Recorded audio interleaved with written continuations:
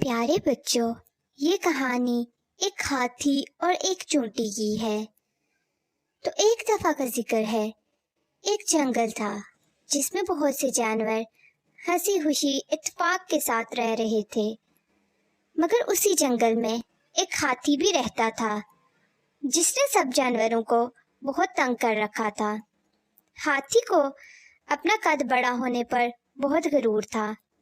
वो खुद को जंगल में सबसे ताकतवर जानवर समझता था और इस गरूर की वजह से वो बाकी सब जानवरों को हर वक्त परेशान करता रहता था। वो कोई मौका ना जाने देता जिसमें वो किसी जानवर को परेशान ना करता।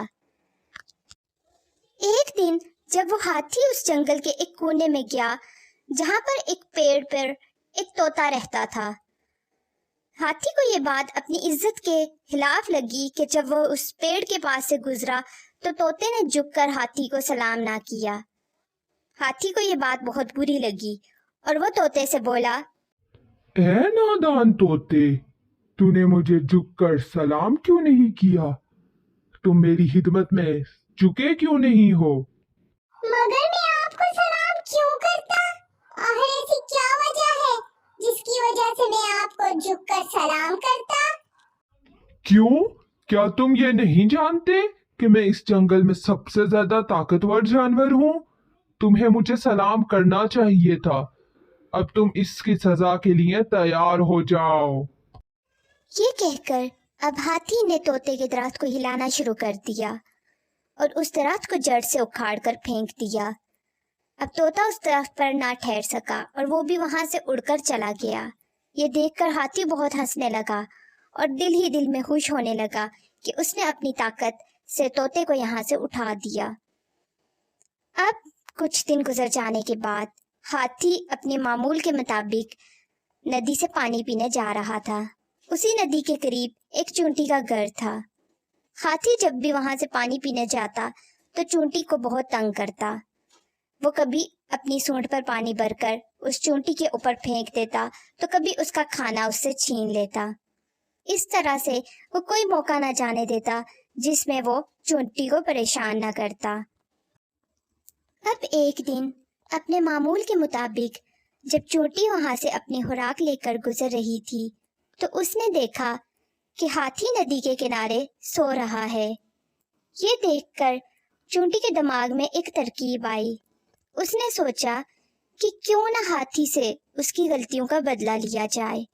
ये सोचकर वो हाथी की सूंड में घुस गई और सूंड में जाने के बाद वो हाथी को डंक मारने लगी और हाथी को तकलीफ देने लगी।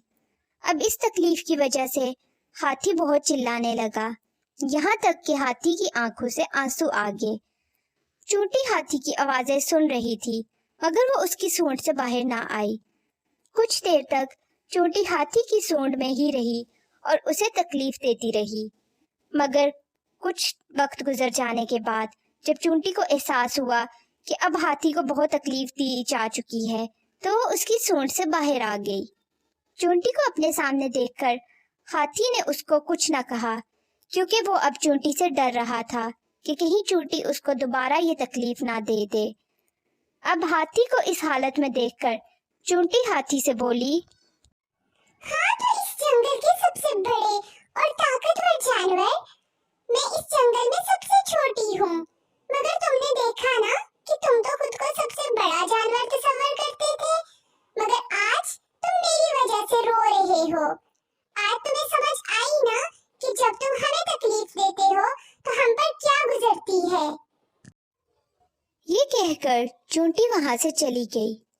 अब हाथी को समझ आ चुकी थी कि असल में चूंटी उसको क्या सबक देना चाहती है। अब हाथी ने अपनी गलती से तौबा की और जंगल के बाकी जानवरों के साथ हंसी खुशी रहने का फैसला कर दिया।